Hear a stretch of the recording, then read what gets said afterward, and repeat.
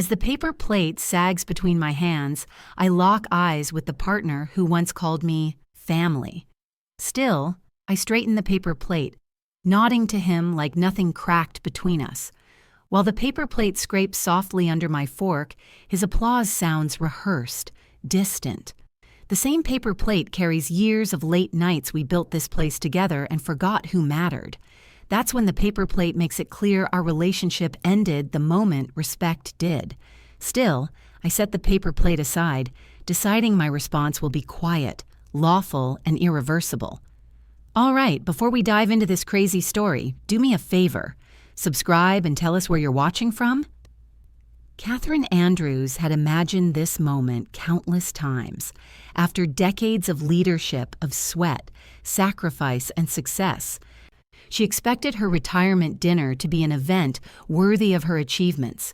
The sleek, polished space in the heart of the city, a private room and an upscale restaurant, was perfect, down to the last detail. The ambiance was grand, the crystal glasses catching the soft light, the floral arrangements elegant. But as Catherine walked in, she couldn't shake the nagging feeling that something was off. It wasn't until she took her seat at the table that she saw it. Paper plates. White, flimsy, the kind used at a backyard barbecue, not a celebration for someone who had built a corporate empire. She stared at the plate in front of her, her mind struggling to make sense of what she was seeing. A joke, perhaps? Or some cruel oversight? No, it was real. Her pulse quickened, and she felt a flush creeping up her neck. Her fingers clenched around the napkin in her lap as she looked around. The waitstaff moved smoothly around the room, placing the same cheap plates in front of each guest. It was a small thing, but the implications were enormous. This is how they honor me? She thought, a bitter taste rising in her throat. After everything she'd done for this company, for this city, this was her reward. Mark, her husband of 30 years, sat beside her, a glass of wine in hand. He noticed her stillness and met her gaze, but when their eyes locked, she saw only concern. He knew something was wrong but didn't say anything. She appreciated that, but part of her resented it. Why didn't he get it? The chatter around them continued, casual, light-hearted. No one seemed to notice or care about the glaring mismatch between the elegant room and the cheap paper plates. Catherine tried to focus on the conversations, on the faces of the people around her, but she couldn't shake the feeling of humiliation creeping in. Her eyes flicked back to the plate. It felt like an insult. Her mind began to race, replaying every moment she'd spent building the company, every decision, every late night. She'd given up her family, her time, and her very soul to get where she was. And this was the respect she got? A paper plate at her retirement dinner? She tried to breathe through it, but the anger burned hotter with each passing second. I built this company, she thought. I made them what they are today, and this is how they repay me? Everything all right? Mark asked, his voice quiet. A soft concern behind the words. Catherine managed a tight smile. Fine, she said, the word tasting foreign on her tongue, but her voice, even to her own ears, was sharp. He didn't press further, though she saw the concern still lingering in his eyes. Jessica Bennett, her ambitious junior executive, leaned in with a forced smile.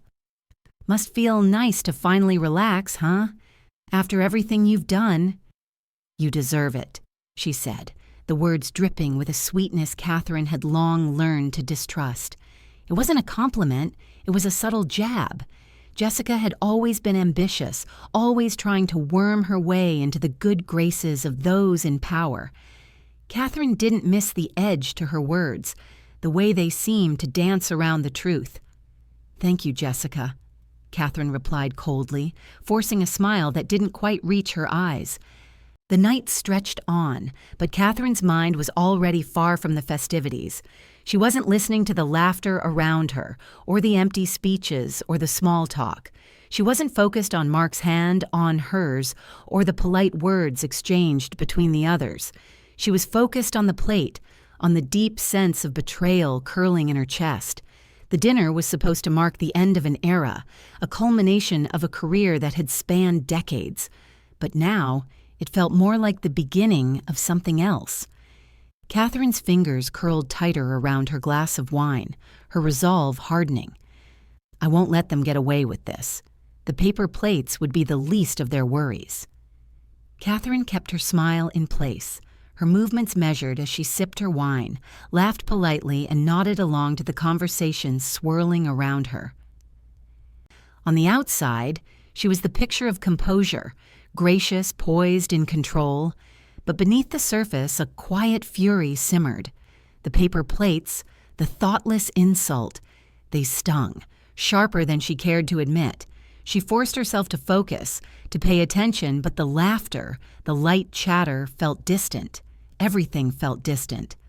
Mark sat beside her, his warm presence a comfort, but it didn't erase the discomfort gnawing in her stomach. He knew her well enough to sense that something was off. His eyes flicked toward her, concerned, but he didn't ask. She appreciated his silence more than she realized, but it only deepened the gulf between them. Tom, her longtime friend and business partner, leaned in. "You all right?" His voice was low, casual, but the concern in his eyes was unmistakable. Catherine turned toward him, her smile tight but unyielding. "Just tired, Tom," she replied, her voice carrying just a touch of strain. "It's been a long ride." Tom nodded, though his gaze lingered a moment longer, like he was waiting for her to say more. But she didn't. She wouldn't. Not here. Not now. Not in front of everyone. A round of polite applause broke the quiet tension, and the attention shifted to Paul, the CEO. He cleared his throat, adjusted his tie, and began his speech, smooth and rehearsed. "Tonight, we celebrate Catherine's remarkable career," he said, his tone as flat as the paper plates in front of them. "Her leadership has shaped this company, and we owe much of our success to her. Catherine, we wish you all the best in your retirement. You've earned it." The applause was quick and perfunctory, as if they were just going through the motions. Catherine's fingers tightened around her glass, her mind reeling. "This is it? This is the tribute I get after decades of hard work?" She fought to keep her expression neutral. The words were shallow, the sentiment hollow. Catherine had known that Paul wasn't exactly sentimental, but this was a slap in the face. It was too little, too late. As Paul stepped down, Jessica slithered into his orbit, her smile as polished as her ambition. "Paul," she cooed, "I've always admired your leadership, especially since Catherine stepped down. I'm sure this company will only continue to grow with you at the helm." Catherine's gaze narrowed. The falseness in Jessica's voice made her stomach churn. Jessica was already positioning herself, making sure her words reached Paul's ears in just the right way. Pathetic, Catherine thought. But she wasn't surprised. Jessica had always been calculating, always looking for her way in. Catherine's phone buzzed under the table. She glanced at it, her fingers moving with practiced ease. Start making the necessary calls tomorrow. It was done. The wheels were in motion. She couldn't afford to wait any longer. Mark reached out, his hand brushing against hers. "Are you sure you're all right?" he asked, his voice quieter now. She turned to him, offering the same tight smile. "I'm fine, Mark, really, just thinking." He didn't push, but as Catherine turned her attention back to the room, her mind was already far from this dinner. The paper plates were just the beginning. They would see soon enough what happened when you disrespected Catherine Andrews. The dinner had barely ended, but Catherine was already miles away from the polite conversations and hollow speeches. The paper plates still lingered in her mind, a symbol of everything that had been wrong with the company and everything that had gone wrong in her life. As soon as she returned home, the weight of her decision settled heavily on her shoulders. The first step was clear. She would make them feel the sting of her absence, but it wouldn't be enough to simply walk away. Catherine knew exactly how to hit them where it would hurt the most. It started with a call. Her fingers hovered over her phone, the screen glowing softly in the dim light of her study. She dialed her lawyer, her voice steady, controlled. "I need you to prepare a foreclosure notice," she said, the words tasting almost sweet, "for the company's most valuable properties." There was a pause on the other end of the line, a quiet surprise. "Catherine, are you sure about this?" She didn't hesitate. "Yes, do it quietly. No one can know until it's done." Her lawyer hesitated, but only for a moment. "I'll get started. It'll take time, but we'll have the paperwork ready." "Good. I'll be in touch soon," she replied, her voice clipped. Final. As she hung up, a shiver of satisfaction ran through her. She had taken the first step in what would become a carefully calculated strike. The plan was coming together. She knew that with the right legal maneuvering, she could destabilize them in ways they never expected. Financial ruin would be the consequence, but the message would be far more damaging. This wasn't just about the plates.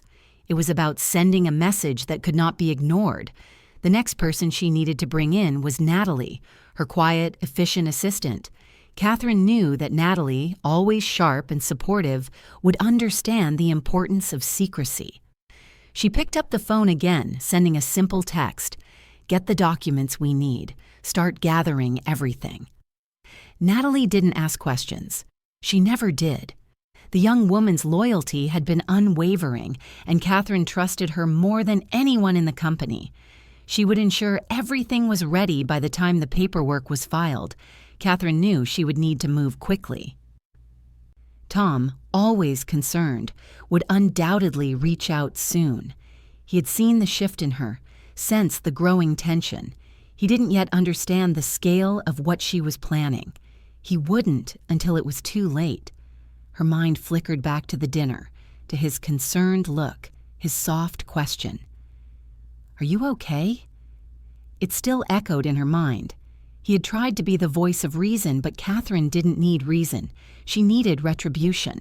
She needed to make them understand that their disregard had consequences. He'll never understand, she thought. No one will. Catherine sat back in her chair, rubbing her temples, her eyes narrowing with determination. This isn't just about a dinner.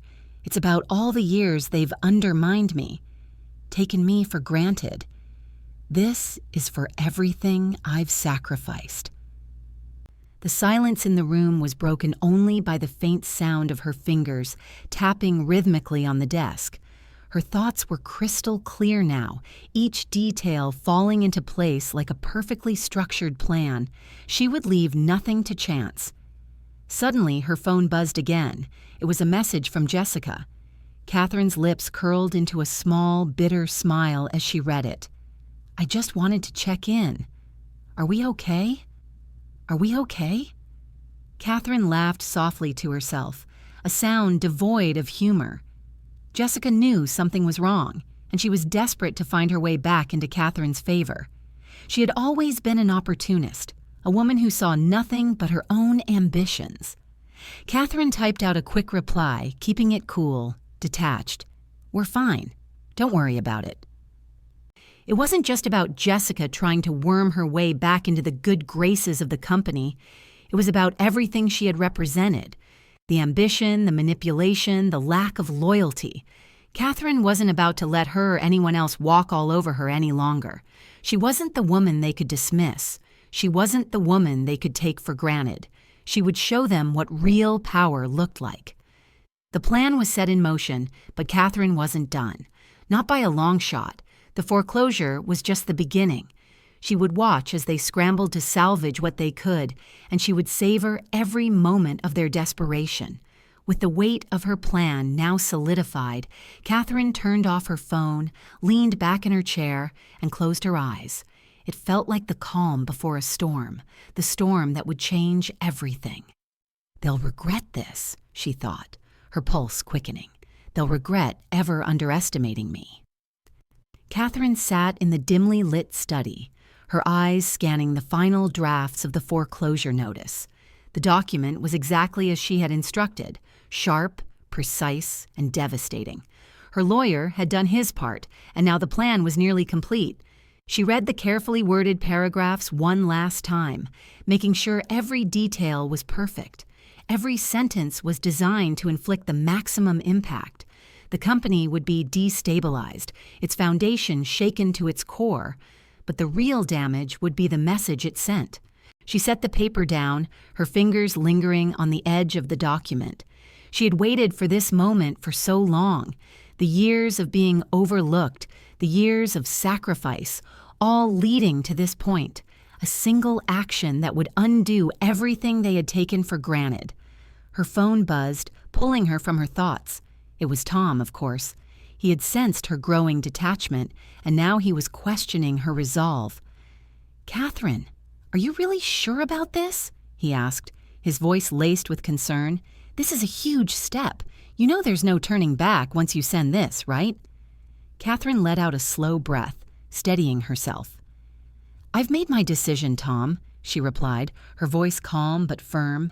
"This is the only way they'll understand." She heard him sigh on the other end of the line. "I just don't want you to regret it. You've worked too hard to throw it all away." Catherine's fingers curled around the phone, a quiet irritation beginning to simmer. Regret? She had no regrets. She had earned everything she had, and they had never appreciated it. "I'm not throwing anything away," she said, her voice cold. "I'm taking back what's mine." She hung up before Tom could say anything else. He wouldn't understand. He never had. The phone buzzed again. This time, it was Jessica. Her message was dripping with false sweetness. "Hey, Catherine, I've been thinking. You've really been an inspiration to me these last few years. Are we okay?" Catherine smirked bitterly. Jessica was always playing the game, always looking for an angle. The woman was a master of manipulation, but Catherine saw through her every time. She didn't even bother to reply. A quick swipe, and Jessica's message was gone, as though it had never existed. The only thing that mattered now was her next move. Catherine turned her attention back to the foreclosure notice. She could send it now, but something told her to wait. Timing was everything.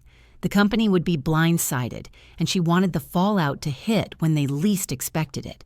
She needed them to feel it, to understand that there were consequences for treating her like an afterthought. Her phone buzzed again. Mark. His voice was tight with worry when she picked up. "Catherine, please, think about what you're doing. What will this really cost you? What if it ruins everything?" His words hung in the air, but Catherine knew what needed to be done. "I've already made my decision," she said, her voice resolute, "and I'm not turning back." The storm was coming, and they would all soon understand that Catherine Andrews was not someone to be ignored. The email landed with a soft ping in Catherine's inbox. It was the notification confirming the official delivery of the foreclosure notice. It was done. The documents had been sent, the company's most valuable properties now locked behind legal barricades. Catherine closed her eyes for a moment, savoring the feeling of finality that swept over her. It wasn't just about revenge. It was about forcing them to understand the weight of their negligence, the depth of their disrespect. Her phone buzzed again. She knew what was coming. Paul Carter, the CEO, was calling. Catherine took a breath and answered, her voice calm, controlled. "Paul." The line was tense, his voice straining with shock and anger. "Catherine," he barked, "what the hell have you done? The foreclosure notice. Are you out of your mind?" Catherine let his anger wash over her, uncaring. "I did what I had to do, Paul. Your company had no respect for me, for my years of hard work, my sacrifices, and this is the price you pay." There was a sharp silence on the other end, and Catherine could almost hear Paul's mind racing. She had caught him completely off guard. "You think this will hurt me?"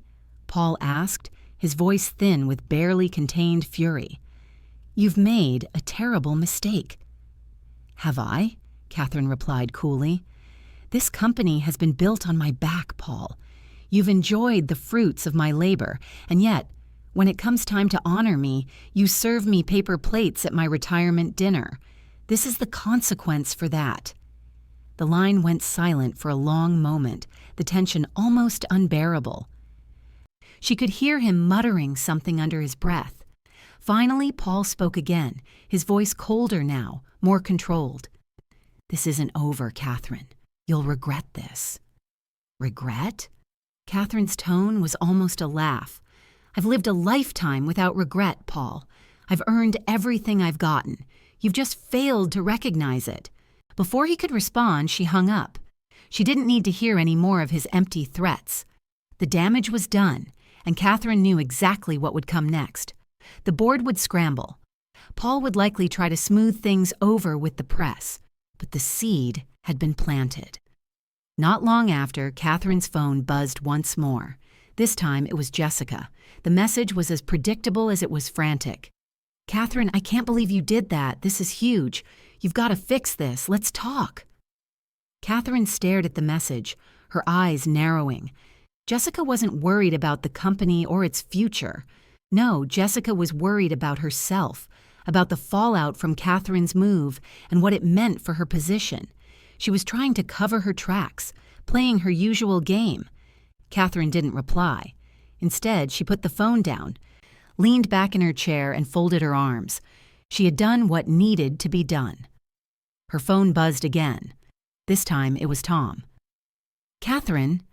His voice was hesitant, trying to tread lightly. "You've really gone through with this, haven't you?" "I have," Catherine replied, her voice unwavering, "and I'm not turning back." "You're making a mistake," Tom warned, his tone heavier now. "This could destroy everything. The board, they're already in a panic." "Good," Catherine said, the word cold and final. "Let them panic. Let them feel the weight of their actions. They had no respect for me, Tom. None. This is the price they pay." She could hear the concern in Tom's voice, the way he still tried to reason with her even now. "You're overreacting. This is too much. They'll come after you for this, Catherine. You could lose everything." "Everything?"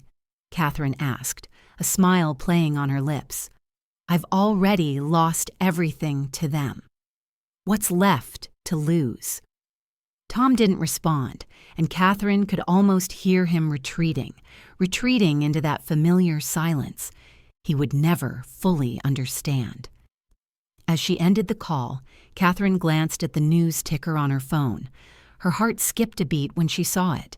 The company's stock had already started to dip. The weight of her decision was being felt in real time. The board would be calling an emergency meeting soon. They would all be scrambling to try and contain the chaos.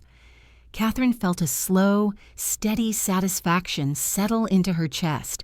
They had underestimated her. Now they would feel the consequences. And as the stock price continued to drop, Catherine knew the real storm was just beginning. The fallout from Catherine's decision came swiftly. By noon, the company's stock had dropped significantly, and panic was already spreading through the board. Catherine didn't need to be part of their chaos. She was already savoring the satisfaction of her actions, the calm that came with knowing she was in control, even from a distance. Her phone buzzed, pulling her from her quiet satisfaction. It was Jessica. "Catherine, what the hell did you do? This is huge. You have to fix this." The message read. The frantic tone, the sheer desperation in her words. It was almost too satisfying. Catherine smiled but didn't reply. She'd heard enough from Jessica's ambition to know this wasn't about the company's future. It was about Jessica's survival, and Catherine wasn't interested in helping her.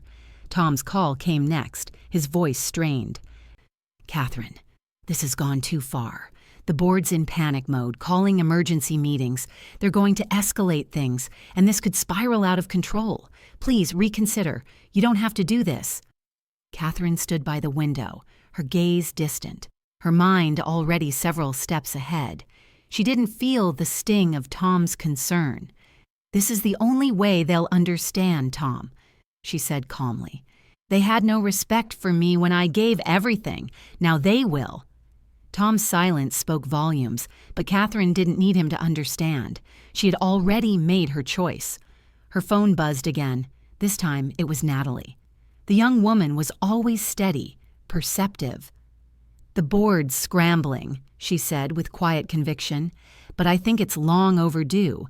The company has been rotten for too long. They'll learn what happens when you take someone like you for granted."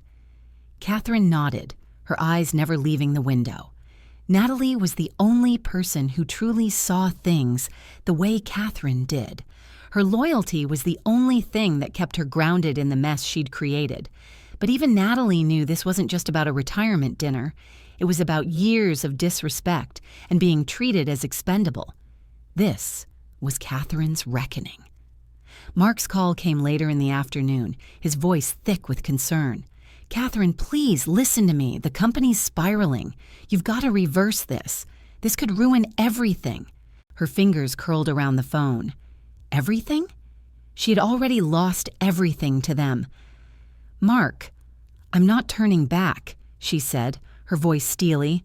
"This is bigger than the company. It's about respect." She ended the call before he could protest. Catherine knew Mark meant well, but he couldn't understand. He didn't know what it felt like to be forgotten, overlooked, dismissed. This was her moment to take back control. By evening, the emergency meetings were underway. The board members were scrambling to figure out how to contain the damage, but the realization was beginning to sink in. Catherine had forced their hand. The consequences of their own actions had finally caught up with them. The stock continued to dip, and Catherine watched, detached but satisfied. They thought they could push her out, treat her like an afterthought. Now, they would learn. The storm had only just begun. The phone call from Paul Carter came just after the sun dipped below the skyline, casting long shadows across Catherine's quiet living room. She picked it up without hesitation, her expression unreadable, knowing exactly what it would be. "Catherine." Paul's voice crackled through the line, urgent, desperate, yet laced with the calculated smoothness he had perfected.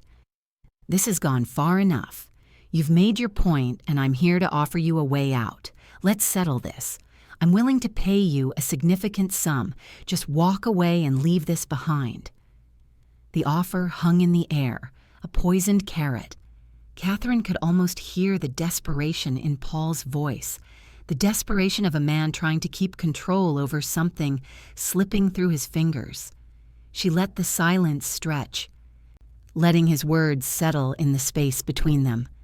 Finally, she spoke, her voice steady and calm, unshaken by the offer. "It's not about money, Paul. You can throw as much as you want at me, but it won't change the fact that I've earned respect.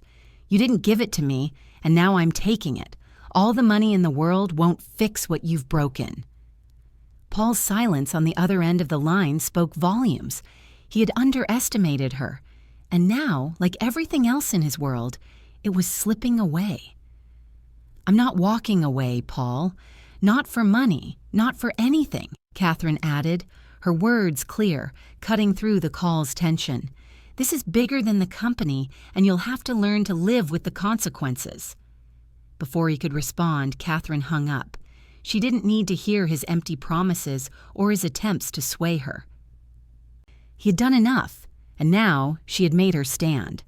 Her phone buzzed again almost immediately. This time, it was Jessica.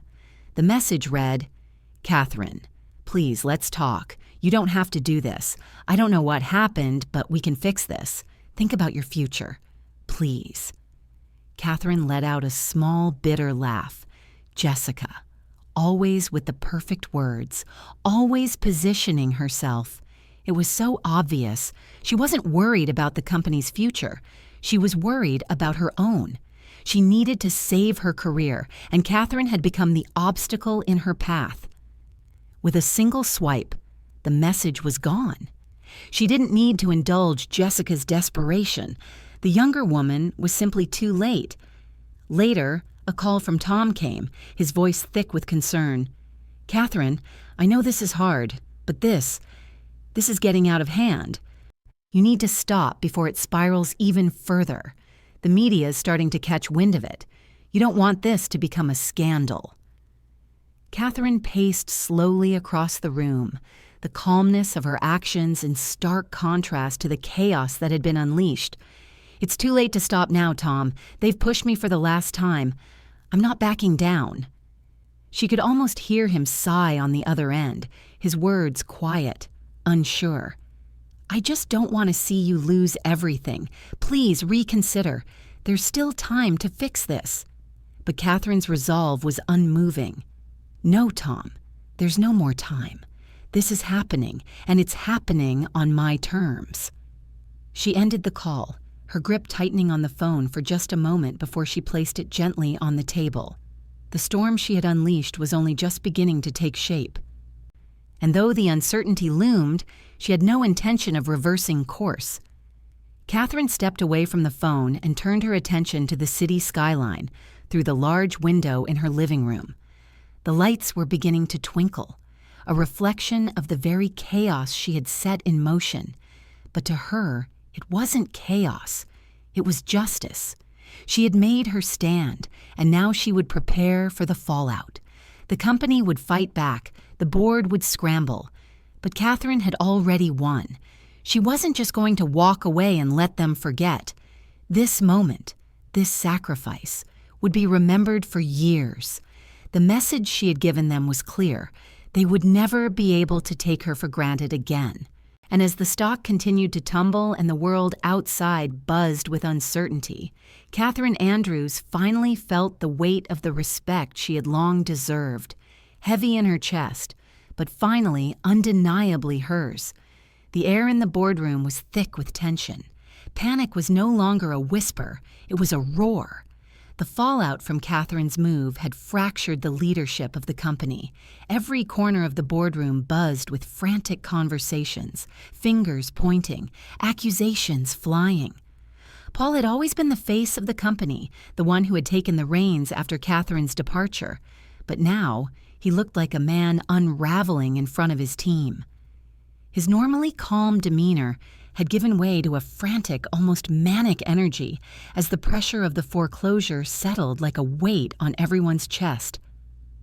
"What are we supposed to do now?" one of the board members asked, his voice high with frustration. He slammed his palm down on the table, and for a moment the room fell silent. Every person around the table understood. Their power, their money, their legacy was at risk. And it had all been triggered by one woman's decision. Jessica, once the ambitious, calculating junior executive, tried to regain control. She rose to her feet, her voice steady, but the glint of panic behind her eyes was hard to conceal. "We need to make it look like this was an isolated incident," she said, her mind already working to spin the narrative in her favor. "We can't let this spiral further. We'll blame external factors, position this as a one-time mistake, get ahead of the media." But the board was no longer listening to her. Her usual charm was failing her now. Her ambitious maneuvering to climb to the top had backfired, and every attempt to wrestle back control seemed more desperate than the last. "We can't just pretend this didn't happen," one of the other members snapped. "Catherine has exposed us for what we really are. The public's already starting to ask questions. They know something is wrong." Jessica's plans were falling apart before her eyes. She had wanted to control the narrative, but now the story was beyond her reach. Every move she made only deepened the mess they were in. Back in Catherine's world, the chaos she had ignited seemed distant, even almost satisfying. She sat quietly in her favorite chair, gazing out the window at the city that had both shaped her and failed her. She'd relinquished control of her own career, her life, and yet, in doing so, she had taken it all back. She was watching from the sidelines, but now she was the one in charge. She wasn't in the boardroom anymore, no longer a cog in the machine. She was the force that had set it all in motion. Her phone buzzed again. Another call from Paul. He had tried reaching her several times, but this time his voice was barely a whisper, heavy with defeat. "Catherine, please," he begged. "I'm asking for your help. We need to fix this. You're the only one who can save us now." Catherine leaned back in her chair, her lips curling into a slight, knowing smile. Save you? After everything? She paused, letting the silence stretch. No, Paul. You had your chance. You didn't respect me when I was there. You only see my value now that it's too late. There was a long pause on the other end of the line, and Catherine could hear Paul's quiet frustration. I'll make it worth your while, he offered, his voice strained. We'll do whatever it takes to make this right. I can pay you more than you ever earned here. She laughed softly, the sound barely escaping her lips. It was never about the money, Paul. You should have learned that by now. This is about respect, and now you'll never get it from me. She ended the call before he could say anything else, her finger lingering on the screen for just a moment longer, savoring the control she now had. The company was falling apart, and they had no one to blame but themselves. And as she sat back, enjoying the view of the city outside, she realized how far she had come. The company was scrambling to recover, but Catherine knew it would never be the same again, not for them, not for her. The storm had only just begun, and Catherine Andrews was finally in the eye of it, watching with quiet satisfaction as everything they had built crumbled around them. The phone call came as Catherine was finishing a quiet dinner in her apartment, a simple plate of pasta, her favorite red wine at hand. She wasn't expecting it, didn't want it, but it had come anyway. Paul. Again. Hello, Catherine. His voice was smooth, but there was something different now. A touch of desperation underlined his words, and Catherine could almost feel the weight of his failure in the air between them. We need to talk. In person. This is spiraling out of control, and I'm willing to offer you a position on the board, something high-ranking. If you help us get through this, you'll have the power, the respect, and everything you were promised before. For a moment, Catherine was silent, considering his words. She leaned back in her chair, the weight of the decision heavy, but not in the way it used to be. I don't care about the company anymore, Paul, she said finally, her voice a perfect blend of calm and finality. You had your chance to show me that I mattered, to give me the respect I earned. Now, I'm not interested in your offers. I don't need to save your sinking ship. You're on your own. There was a long, painful pause on the other end. Catherine could hear the sharp intake of his breath, the disappointment in his silence. He had expected something different. He had expected to buy her silence, her compliance, but Catherine was no longer that woman. She was untouchable now. I'm sorry, Paul muttered, his voice almost a whisper of defeat. You'll regret this, Catherine. You'll see. She didn't respond. Instead, she hung up the phone, the weight of the action satisfying her. It was over. The bargain, the negotiation, the manipulation, it had all come down to this moment.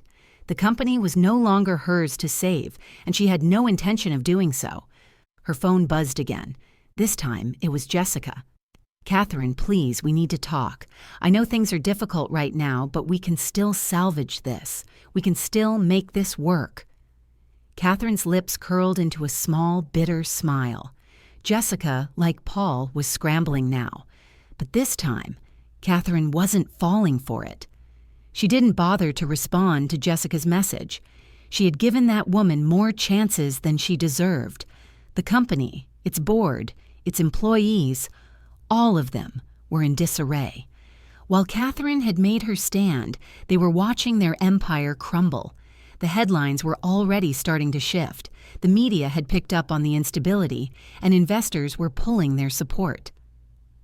The board was in a tailspin, each member desperately trying to salvage their reputation, while the company's financial stability teetered on the edge of collapse. They held emergency meetings, scrambling to put out fires, drafting press releases to explain their sudden crisis, attempting to reassure a public growing more and more suspicious of their actions.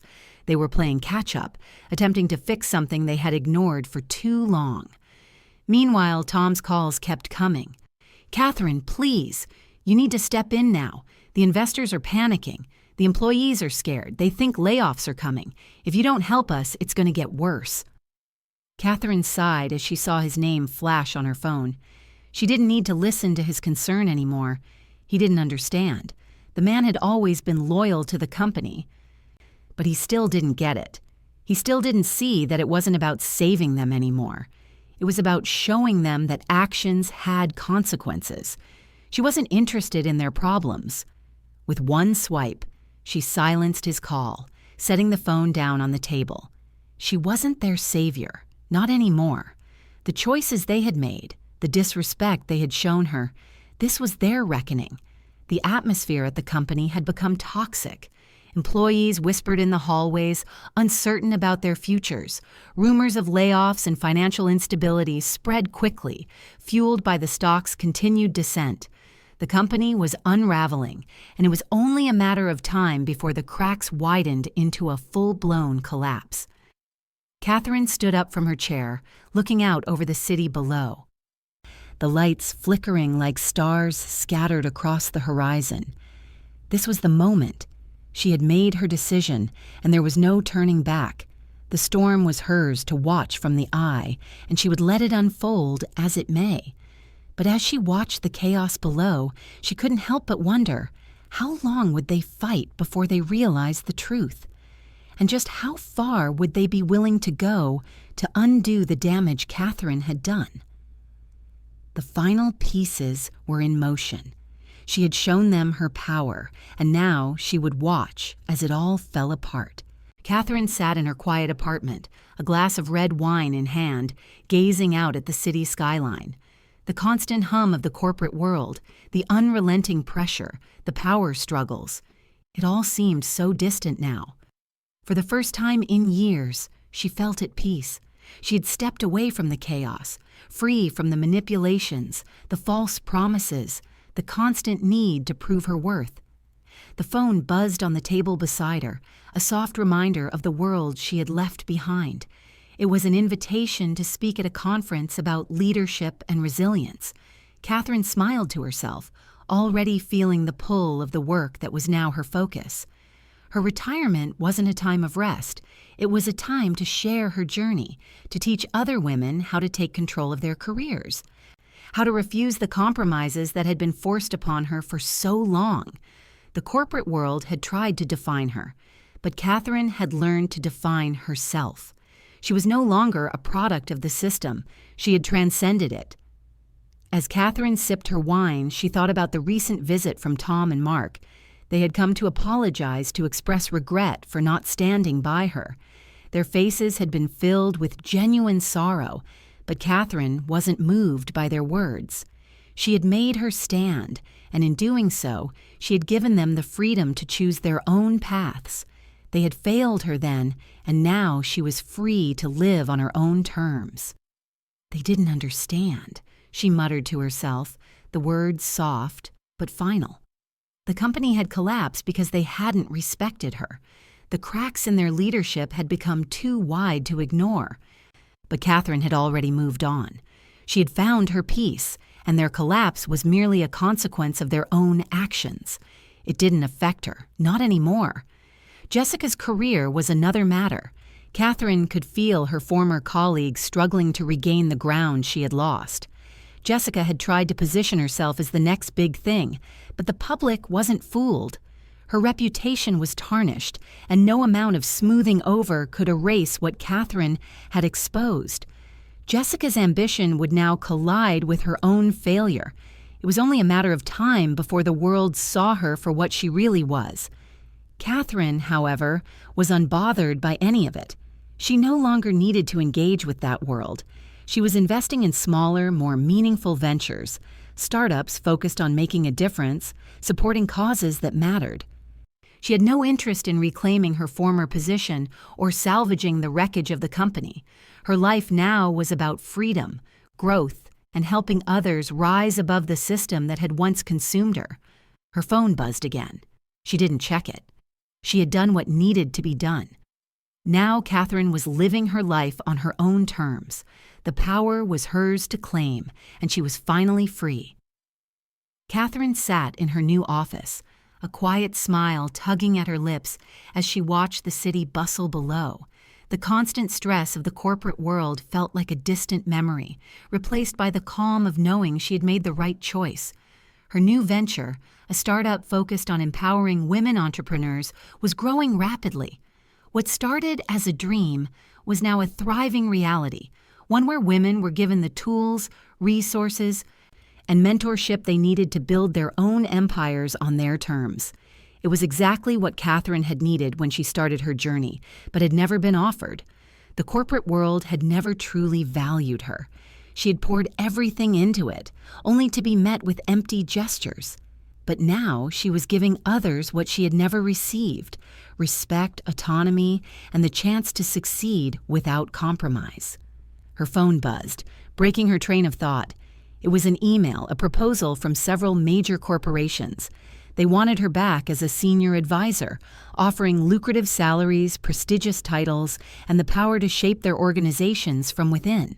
The familiar temptation to return to the world of influence and recognition crept into her mind. But then she remembered the paper plates, the dismissive speeches, the way they had undermined her at every turn. Catherine laughed softly to herself. She didn't need them. Not anymore. With a decisive swipe, she deleted the email. She had created something more fulfilling, something that aligned with her values. She didn't need to rebuild the empire that had once ignored her. She was building something new, something real. Later that day, Tom's number appeared on her screen. She had been avoiding his calls for weeks. He had been one of the few who had always been loyal to her, yet even he couldn't understand why she had walked away. His voice on the other end of the line was tinged with concern. "Catherine, please. You can't just walk away. The company needs you. We need you." Catherine hesitated for a moment, but the feeling of freedom was stronger than any lingering attachment. "I've moved on, Tom. The company is no longer my responsibility. You need to figure this out without me." Tom's silence spoke volumes. He didn't understand, and perhaps he never would. But Catherine wasn't angry. She had given him chances, and he had chosen his side. Now it was time for her to choose hers. She sat back in her chair, letting the weight of her decisions wash over her. Her legacy wasn't tied to the company she had helped build. It was tied to the women she was now empowering, the stories of those who had found success and fulfillment by following their own paths. Jessica, on the other hand, was struggling to rebuild her own reputation. She had tried to position herself as the next corporate savior, but her actions had caught up with her. Catherine knew it would take years for Jessica to recover from the damage done. As Catherine looked out over the city one last time, she knew that she had done the right thing. Her power was no longer in the hands of those who had once controlled her. It was in her own hands now, and she was using it to create something that would last far longer than the company she had once been a part of. The future was hers to shape, and this time she would do it on her terms. Catherine stood on stage, the bright lights washing over her as she addressed a crowd of eager, expectant faces. It was a conference for women entrepreneurs, and her words held weight. What had started as a small venture, her own personal mission to help women find their voices and build their own businesses, had grown into something far greater. Catherine was no longer just a former corporate leader. She was a sought-after mentor, a speaker who had transformed her pain into purpose. The applause rang in her ears as she finished speaking. "You don't need to wait for permission," she told them. "You've already earned your place. You just have to claim it." The words felt as much for her as they did for the women in the audience. She had learned that lesson the hard way, through years of sacrifice and being pushed aside by the very company she had helped build. But now, in this moment, she was free. Free to live life on her own terms, free to help others reclaim their power. Later, after the speech, Catherine mingled with attendees, offering advice, hearing stories of women who were starting businesses, taking control of their careers. Each conversation was a reminder of why she had stepped away from the corporate world. These were the moments she lived for now, using her experience to help others rise above the challenges she had faced. Her phone buzzed. It was Tom. Again. She glanced at the screen, sighing before putting it down without answering. She had nothing left to give to the company, nothing left to offer them. Tom had been loyal, but he didn't understand. He couldn't see that the company's fall wasn't her responsibility anymore. As she reflected on the call, Catherine realized just how much had changed. The company's collapse hadn't affected her. She had cut the ties long ago. Instead, she was living a life on her own terms, no longer defined by the boardroom, no longer chasing approval from people who had never valued her. She had created something new, and it was far more fulfilling than anything the corporate world could ever offer. Jessica, meanwhile, was still scrambling.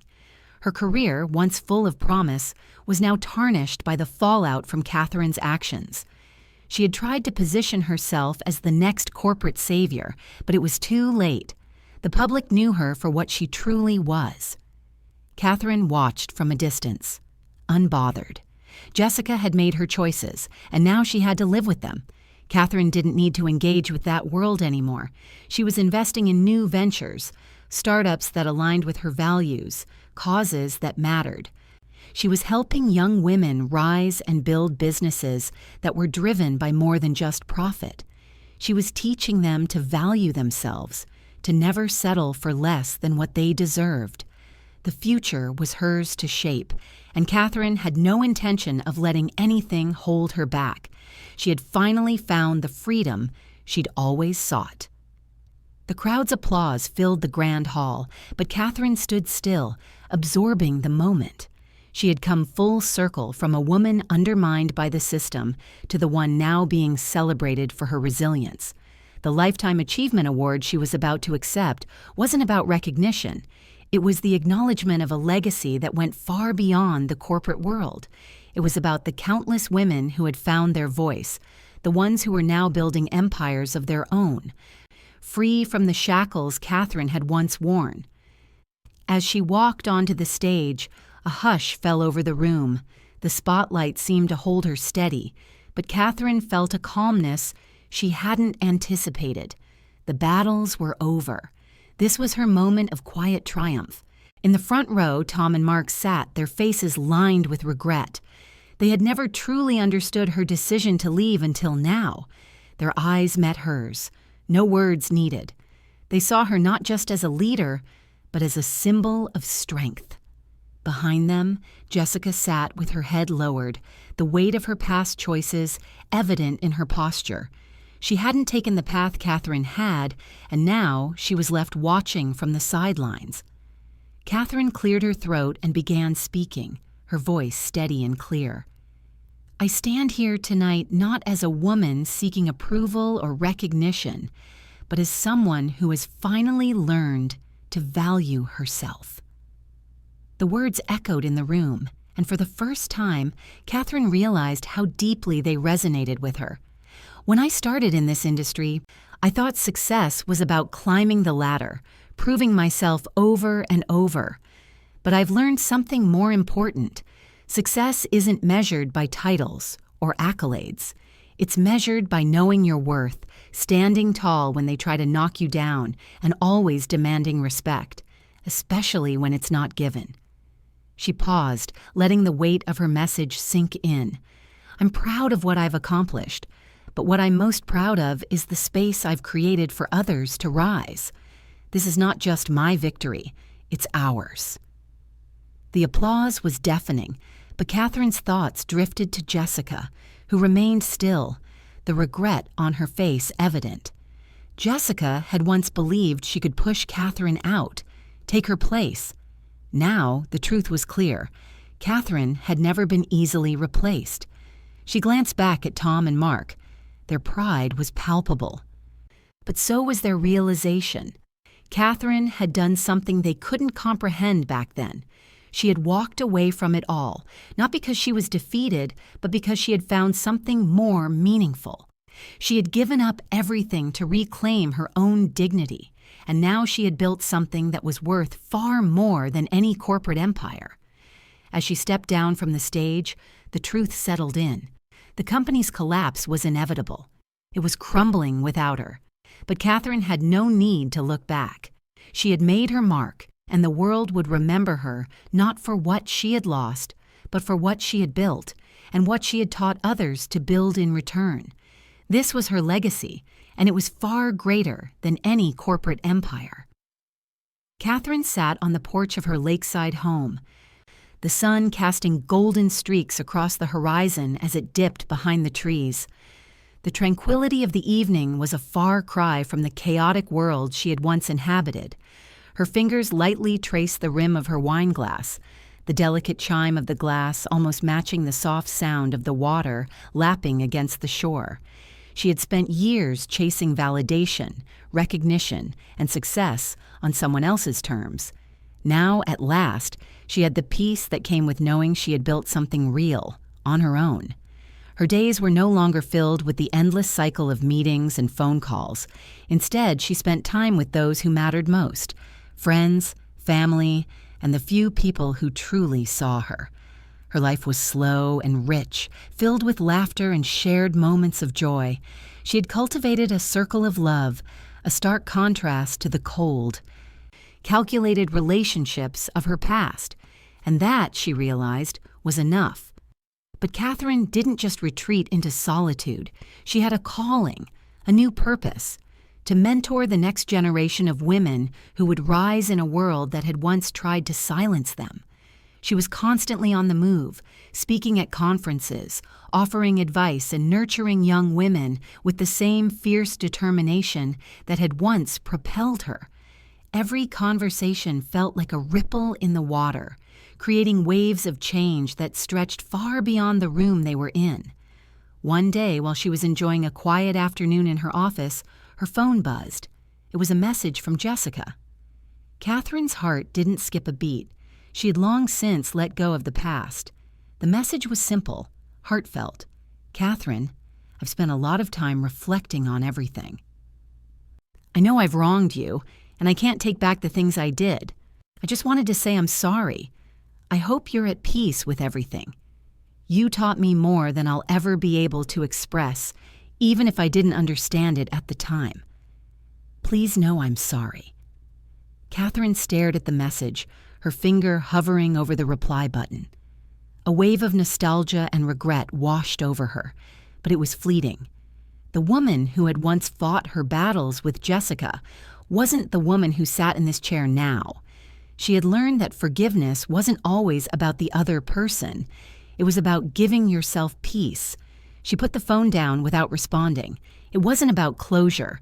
The closure had already come, with every lesson learned, every door closed, and every step forward. She wasn't going back. The company's downfall had been inevitable. The leadership, fractured by greed and short-sightedness, had finally caused the ship to sink. No one was surprised when it was sold off, its legacy tarnished beyond repair. The very empire Catherine had helped build had crumbled under the weight of its own disregard for the people who made it successful. But Catherine didn't watch the fall with bitterness or regret. She'd walked away, a choice she would never apologize for. She had rebuilt her life, and now she was watching other women do the same. Her impact wasn't measured by the stock prices or boardroom battles. It was measured in the lives she had touched, the women who had found their own strength, who had learned to build without sacrificing themselves in the process. As she continued to mentor young women, Catherine realized the truth in what she had always known. The company, the power, the accolades, they were never the measure of her worth. It was the work she did now that mattered most. The knowledge she shared, the lives she changed, the legacy she created. It was hers, and it was enough. She leaned back in her chair, taking in the silence around her. There was no rush, no pressure to prove herself. For the first time in her life, Catherine was exactly where she needed to be, and the peace she had found after all the years of striving was more fulfilling than any success she had ever imagined.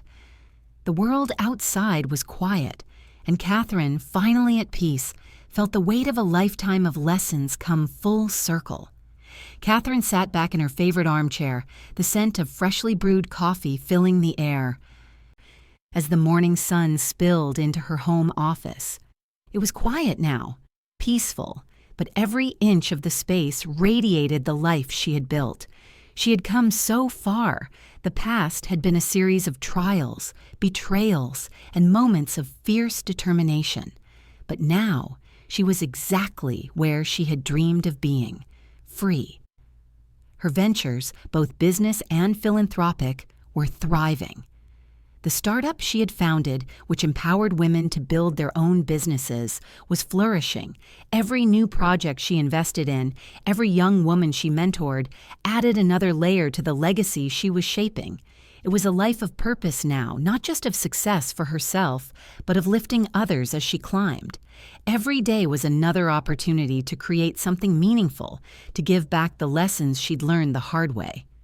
Her phone buzzed again. But Catherine didn't rush to answer it. She'd grown accustomed to the absence of urgency in her life.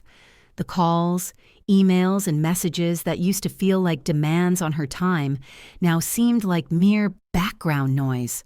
Her influence wasn't measured by the demands placed on her, but by the lasting change she'd helped create. She looked over at the desk, where photos of her mentees smiled back at her. These were the women who would carry her work forward long after she'd passed on. In the background, her new life had become a collection of passions, ones she had never had the time to explore while climbing the corporate ladder. Catherine had always loved art, and now her walls were adorned with pieces she had handpicked from emerging artists, many of them women. She had taken up painting herself, something she had dreamed of for years but never had time for. Now she found joy in the quiet strokes of a brush, just as much as she did in shaping the future of women's businesses. Her legacy in the business world was solidified. It wasn't tied to a company name or a lofty title. It was in the faces of the women she had helped rise, the women who had learned to trust their instincts, demand their worth, and take risks. She had proven, not only to them but to herself, that the most powerful thing a woman could do was to believe in her own power. She thought of Jessica, now fading into the background of the corporate world. Despite her ambition, despite her efforts to regain control after Catherine's departure, Jessica's influence was dwindling. The board had discarded her just as easily as they had discarded Catherine. Jessica, in her climb to the top, had underestimated the strength of those she tried to step over. Now she was left struggling to rebuild her career, while Catherine's name was etched into the fabric of a new world, one that had no need for paper plates. For a moment, Catherine's mind wandered back to that night, the night of her retirement dinner. The insult of the paper plate still stung, but in hindsight, it had been a catalyst. That moment had been the spark for everything that followed. The power she had reclaimed, the empire she had walked away from, and the legacy she had created. She had served them their own lesson, not just in the form of a foreclosure notice, but in the way she walked away from everything that tried to diminish her. The world she had once conquered was collapsing, and she had emerged from it stronger, wiser, and more fulfilled. Catherine had taken her power back, built a new future, and inspired others to do the same. She had become the very thing they had tried to keep her from being: free. As the day stretched on and the sunlight grew warmer, Catherine leaned back in her chair, a soft smile crossing her lips. She had no regrets. Her journey had been long, but it had led her exactly where she needed to be. The story of her life, the woman she had become, was one of true liberation. At my retirement dinner, Catherine mused softly to herself, they served paper plates, so I served the foreclosure notice. And in that simple moment, she understood the depth of her own freedom, a freedom that would outlast anything they had ever built.